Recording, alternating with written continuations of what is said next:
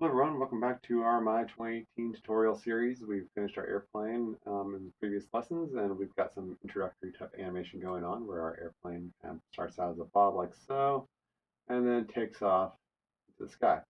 So now we just need to create a little environment for it to fly around in. So what we're going to do is we're going to um, use a new plane. We're going to get rid of this one here. I'm going to drop in a polygon plane. Here we go.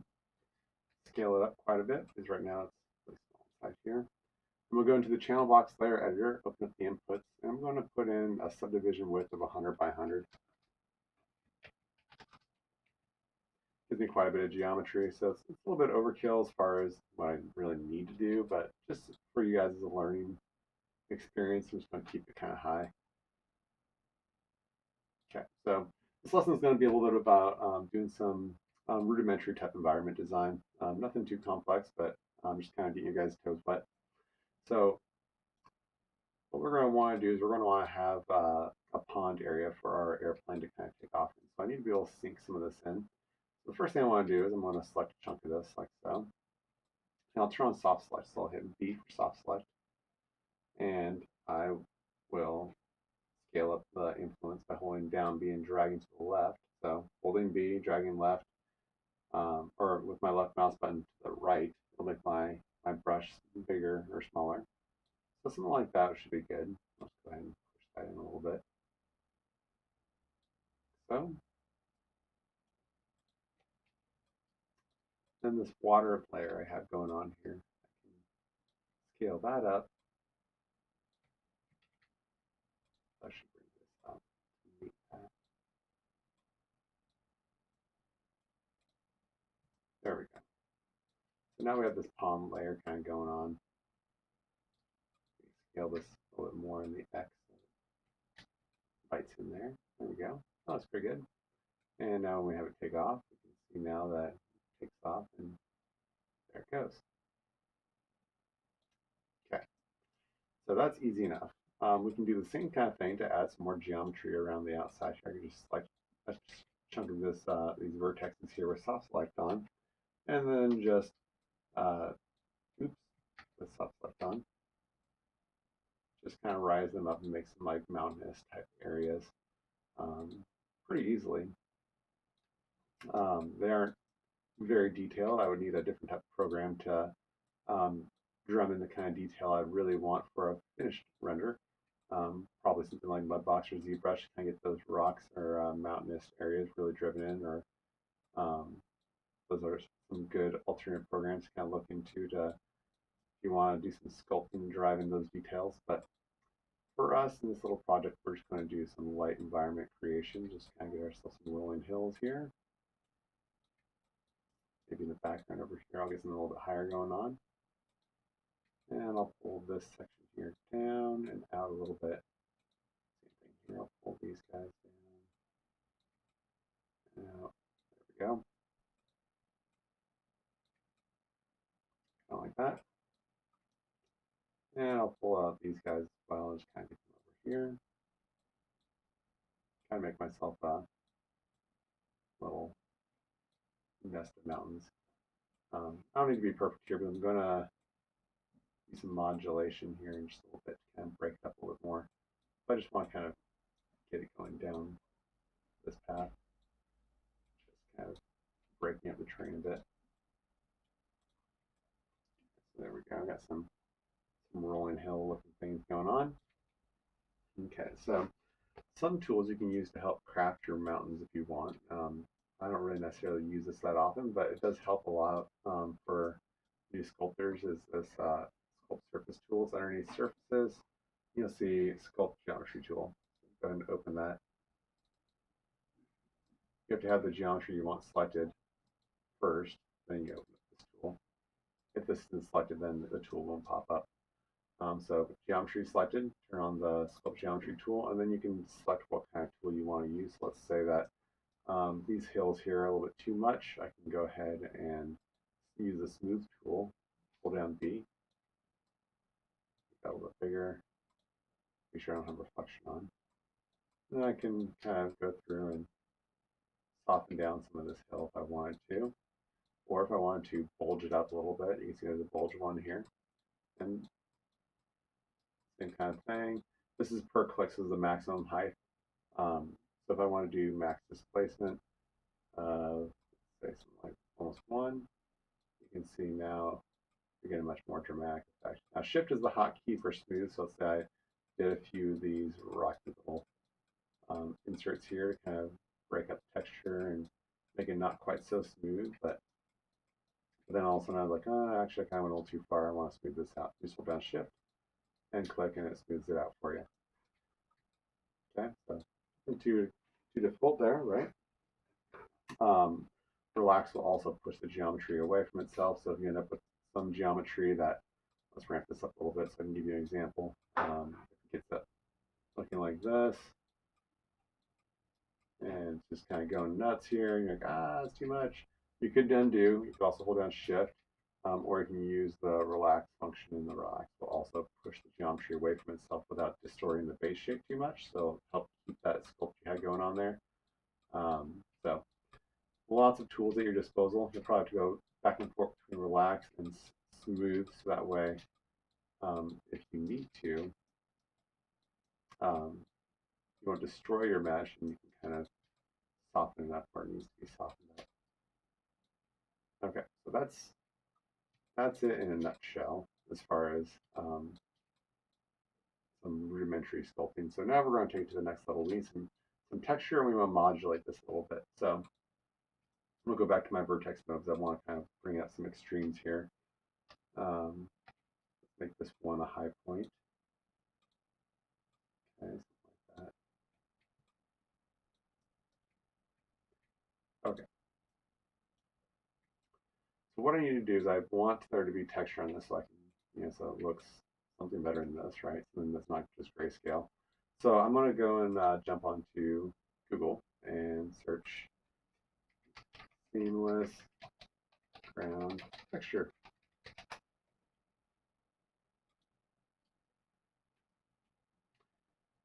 And let's see here, maybe this one here.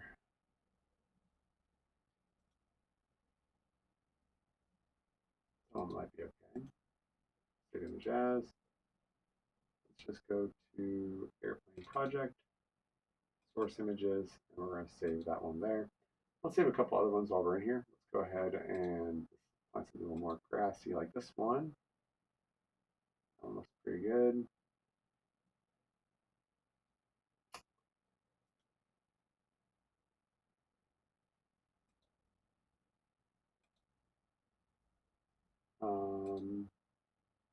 No, it's a little bit too much like a rock. Let's see here. Shopping around for some textures.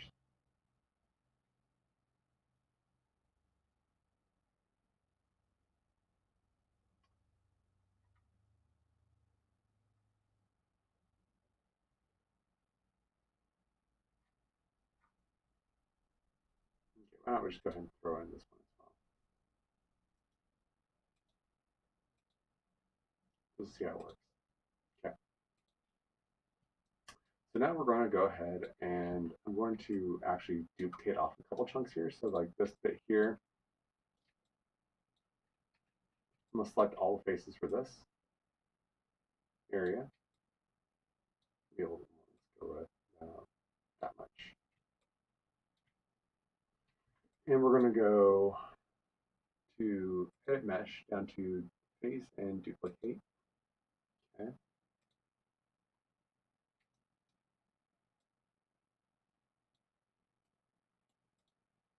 Okay, so there we go. We have a modulated piece of geometry. We'll put over here. And I want to take a couple other bits over here as well. So I'm going to take this section right here.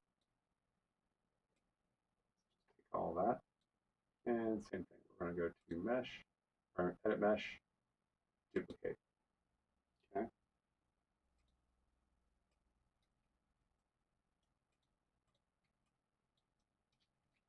Looks like I missed a little chunk. Make sure we get all of it this time. Edit mesh, duplicate.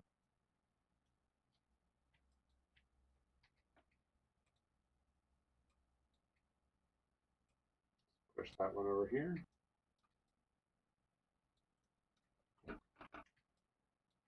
Okay, and let's go ahead and we'll also just take like this little rolling hill bit over here as well.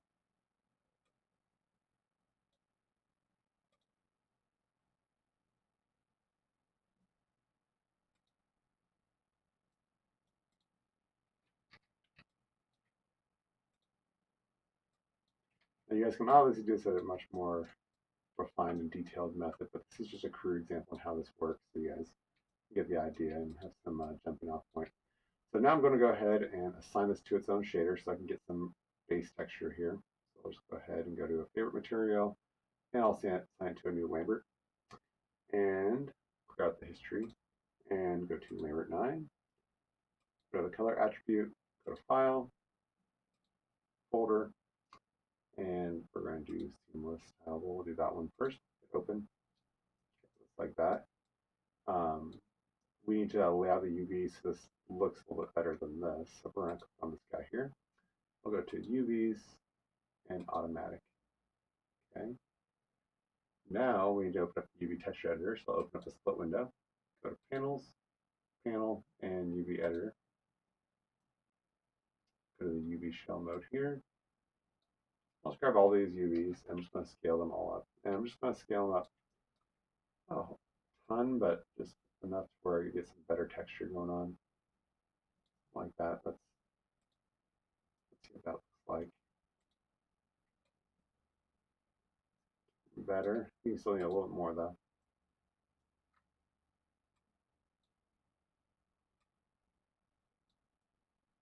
I could just go ahead and sew all these guys in as well.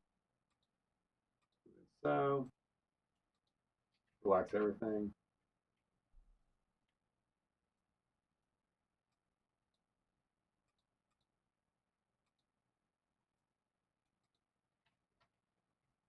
There we go. Now I can go ahead and scale all of them in. See what this looks like. All right, that's looking better. You're starting to be able to see the tile though, and that's the reason why I modulated off these pieces so we can kind of break some of this up. Okay. So let's go ahead and we'll assign this one to a different one. We're going to assign this one to, create something that, oops, not a blend. Slip there. Another Lambert. Go to Color, File, Folder, and this one will be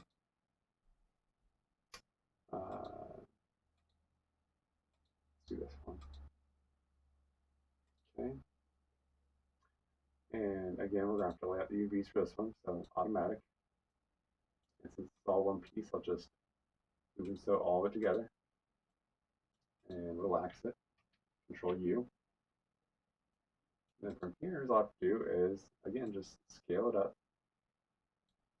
That has a decent amount of texture. Again, you can see how it's already starting to tile on here, so I want to be careful on how much I'm scaling this. Scale it back down just a little bit. There we go.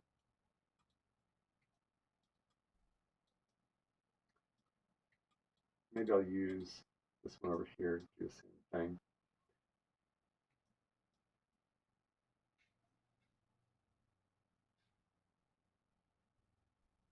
Another Lambert, color attribute, file, folder. We'll put the rock hue on this one. I have UVs.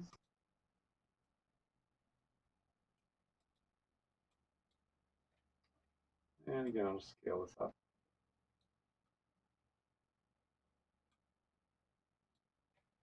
Okay. And then this guy, this was the same one as this one. So this one was using, let's see here, Lambert 9. So all I have to do is select this one, right mouse button, go to Assign Existing Material, Lambert 9. And now this one shares this one. I just need to relay out the UVs, Automatic. And we're going to go to UV shell mode. We're just going to scale this a little bit, not quite as much as the main piece there, but something like that. There we go. Okay, go back to our main view here. So now I can use these other ones to help kind of create some more of this geometry and kind of break up the existing geometry. So I can take this guy here, for example, and I'm just going to duplicate some up, just trying any of the new, but I can take this one, for example, and bring it in like so.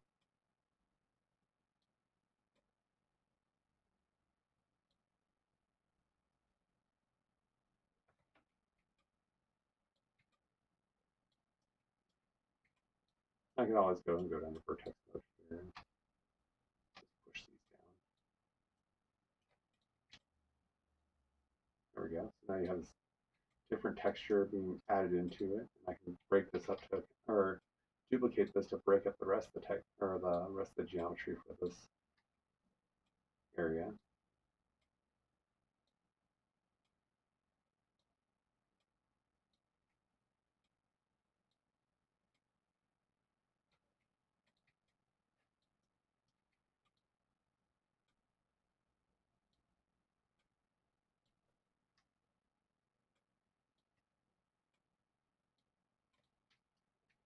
Okay, and then I can take some of this and bring it back over as well.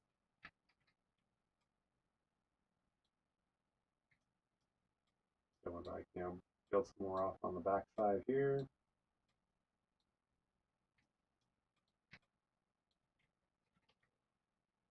This bit over here, kind of bring it back.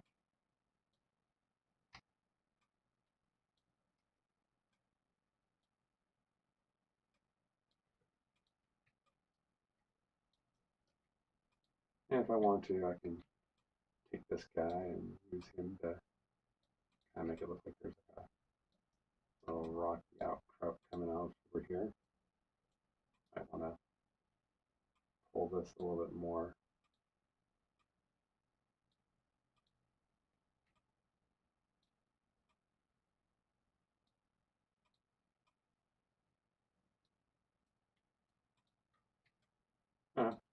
Stuff for you guys to play around with. There's fancier ways to do this, but this does help you get yourself some crude environment going on.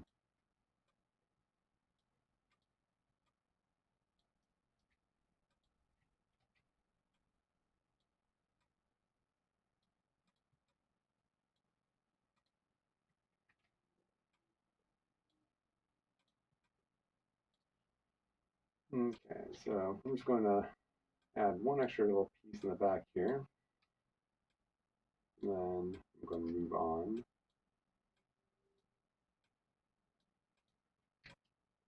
Okay, so I'm going to call this, get rid of this one, just call this one good for now.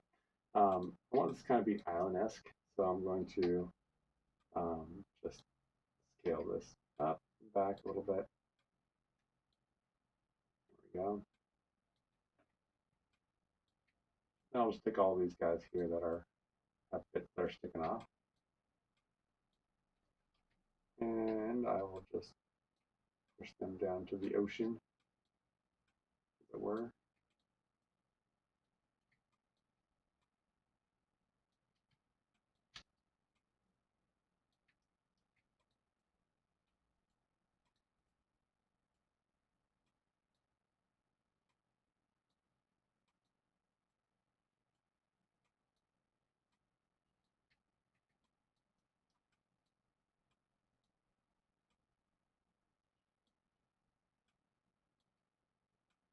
Not really digging this outcropping here, so I'm just going to get rid of that one. It just doesn't quite fit the type of texture of the environment we're currently working in, so I'm just going to get rid of that.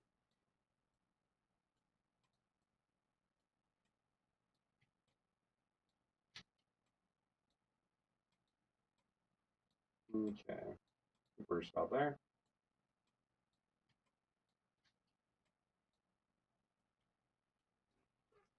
Okay, that's good enough.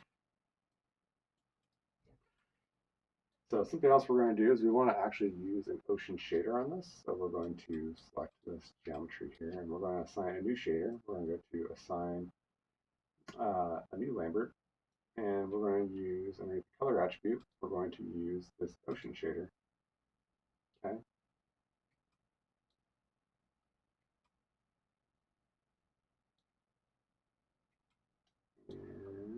here.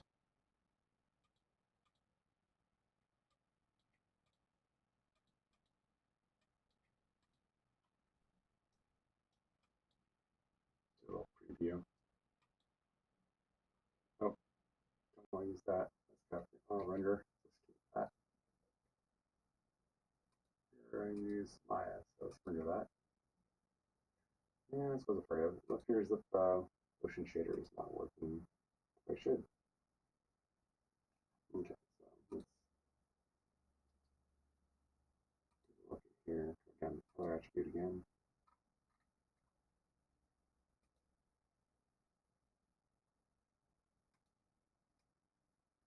Okay, well, apparently it's not working the way it normally does. I know it works in most cases. I did this in the classroom earlier this week. And it probably will work just fine for you. Maybe I'll just go ahead and assign this another shader and see if it was I did wrong. So Lambert again.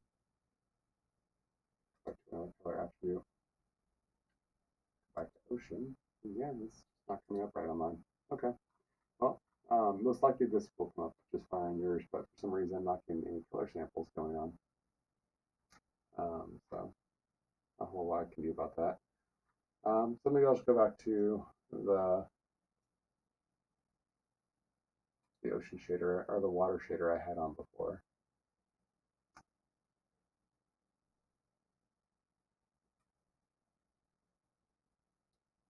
I'll just go ahead and stick this one back on there. Okay. So there's one more thing I want to do before I end this lesson, and that was to create a SkyDome for our environment. Push this down here. There we go. Okay, so SkyDome, we're going to create ourselves a cylinder. And we'll scale that cylinder up fairly large. Okay, we'll go to face mode. I'm going to delete off the bottom half of the cylinder. Okay, that way on the inside. There we go. Now I'm going to make sure that on the inside the normals are facing inward because that's where everything's going to be rendered. So I'm going to go to Mesh Display and Reverse. There we go. So now it's gray on the inside. I'll go back to Google and I'm going to search for SkyDome texture. There we go. And these textures are generally what you're looking for. So let's see about this one. I don't think I've used this one before. That's pretty low resolution though. Maybe I won't use it. Look for something that's at least 1K or larger. This is going to be stretched over the top of all of the stuff you're looking at. So this one will probably do. Let's go save image as. Save. Okay. I'm going to jump over to Maya and go to the end here. I'm going to assign a new material. Assign it Lambert. Go to the color attribute. Go to File, Folder, and Open. Okay. And at first, if you look up, you'll see that there is this tear going down the middle, and that's because the UVs aren't laid out yet. So we'll select this guy here, go to UVs and automatic. We'll do a split screen so we can get our UV editor open. Oops, that was actually not what I meant to lay out. This one here, UV and automatic. There we go. And we're going to go to edge mode. We're going to select everything in edge mode, and we're going to go to move and sew. We're going to select it in UV shell mode. We'll select all of it. We'll hit Control U, and that will unfold all of it. So from here, we can go ahead and just move it into the center and scale it up to where it fits the texture. Okay. There we go. Got ourselves a nice looking SkyDome going on. On the inside here, it looks pretty good. One thing that we will want to take care of is you can see how it's kind of giving like a darker look on the So that means that we want to turn off a couple things underneath the render node. So where it says render stats, let's go ahead and open this one. We want to turn off cast and receive shadows. That'll lead to our renders. And there's lights that this won't cause a shadow on everything down here. It also won't receive any shadows if anything's burning up against it. Next thing we want to do is we're going to go to the far right so we can get the Lambert open. And where it says ambient color, I want to ramp this up a bit so that way it's self-illuminating. It's not relying on an actual light source to or give it color. There we go. Now it's more vibrant and it's independent of having a light source needed. So if there's no lights in the scene, you still have light. Okay, so we're at 25 minutes now, so we're going to go ahead and stop it. In the next lesson, we're going to set up our cameras for doing some rendering, and I'll see you guys in the next lesson. Thanks for watching.